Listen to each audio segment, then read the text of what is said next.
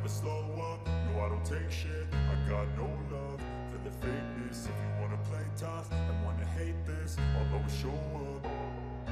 I don't ever slow up, no I don't take shit. I got no love for the fakeness. If you wanna play tough and wanna hate this, I'll always show up and make a statement. I don't ever slow up, no I don't take shit. I got no love for the fakeness. If you wanna play tough and wanna hate this, I'll always show up and make a statement. Everything.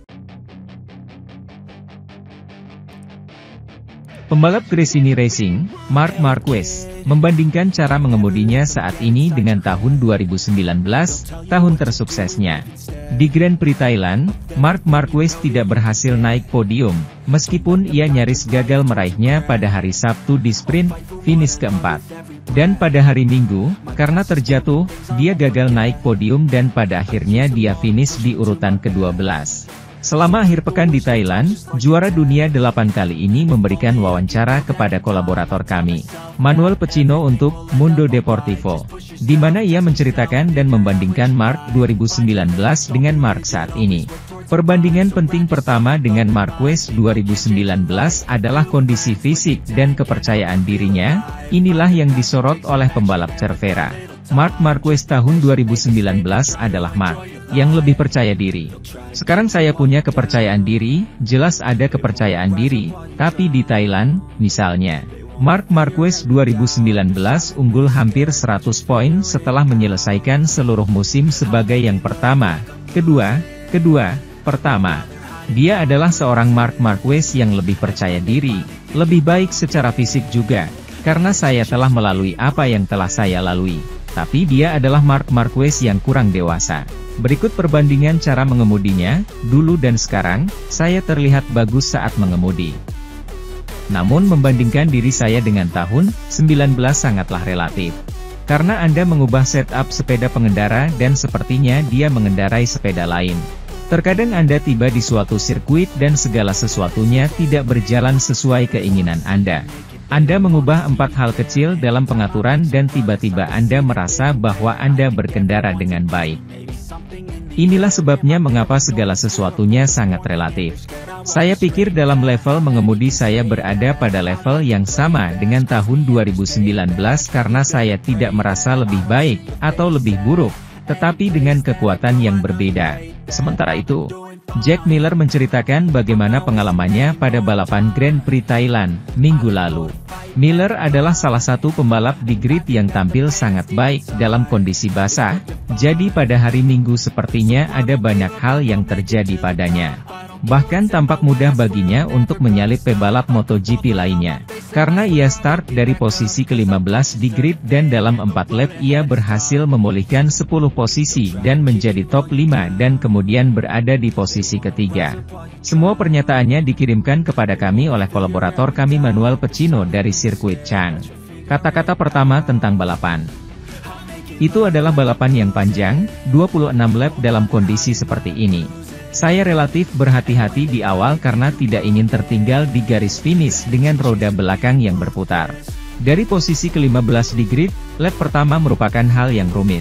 Melewati banyak semprotan sambil mencoba menghindari kebisingan di trek karena banyak sepeda yang berputar dengan roda belakang yang berputar. Performa pembalap Australia itu sangat tinggi, namun ia menyalahgunakan karet depan.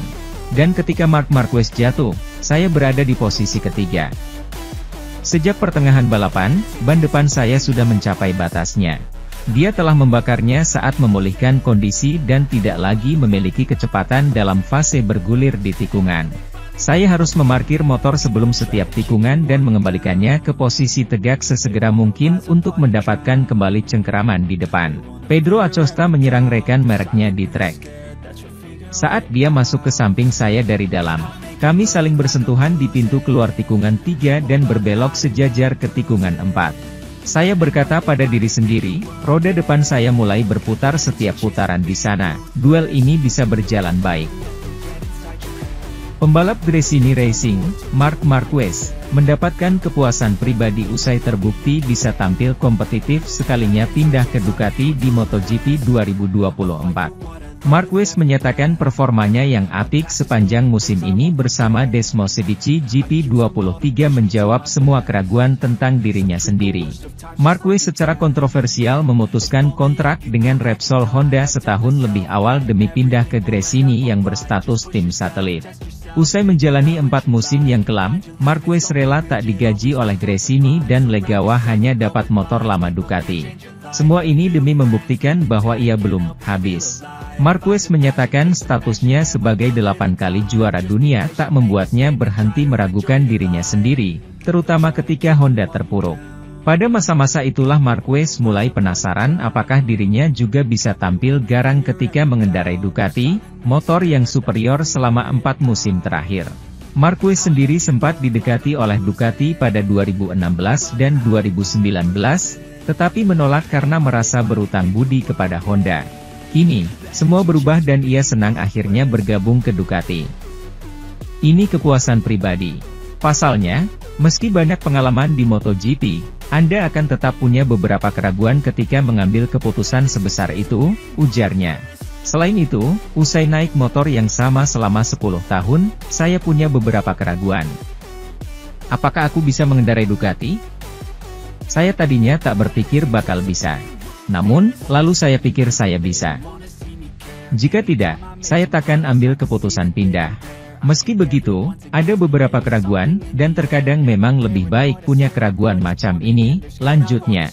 Di lain sisi, Marquez terkejut bisa langsung nyaman dengan Desmosedici sejak menjajalnya pertama kali dalam tes pasca musim di Valencia, pada November 2023 lalu. Saya kaget karena sejak run pertama saya langsung sangat nyaman di atas motor. Itu salah satu kekuatan saya saat berkendara, beradaptasi dengan motor atau kondisi yang ada, tuturnya. Namun, soal ruang untuk berkembang, itu hal lain lagi. Pasalnya, seseorang yang kesulitan mungkin justru punya ruang berkembang lebih luas. Sementara itu, di akhir kejuaraan meski telah memenangkan setengah dari Grand Prix yang diperebutkan sejauh musim ini, Pecco Bagnaia tahu dia dipaksa untuk mencapai kesempurnaan untuk mencoba menggulingkan Jorge Martin. Sementara itu, penyesalan yang muncul di Ducati sudah bisa kita rasakan. Davide Tardozzi, manajer tim resmi Ducati, mengaku kesal melihat gambaran yang muncul dari kejuaraan yang hanya menyisakan 2 putaran lagi. Pembalapnya, Pecco Bagnaia, muncul sebagai yang paling menang pada tahap musim ini, dengan 9 Grand Prix dimenangkan dari 18 Grand Prix yang diperebutkan, melawan 3 Grand Prix yang diraih Jorge Martin. Perbedaan di antara mereka bertambah pada detailnya, atau hampir.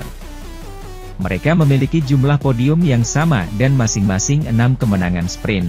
Di sisi lain, pembalap Spanyol itu lebih sering finish di posisi trio terdepan pada balapan hari Sabtu ini dan ia mencatatkan lebih sedikit skor tanpa gol secara keseluruhan. 2 pada hari Sabtu dan 2 pada hari Minggu, dibandingkan dengan 4 dan 3 skor masing-masing untuk Bagnaia. Cukup untuk menambah selisih 17 poin di antara mereka dari 666 yang telah didistribusikan sejauh ini. Jatuh, terkadang sensasi buruk pada Bagnaia, tetapi juga kesalahan taktis yang sering ditunjukkan oleh pengemudi. Dan baru-baru ini pada hari Sabtu ketika dia finish ketiga dalam sprint yang dia harapkan untuk dimenangkan, itu saja untuk gelar ketiga berturut-turut.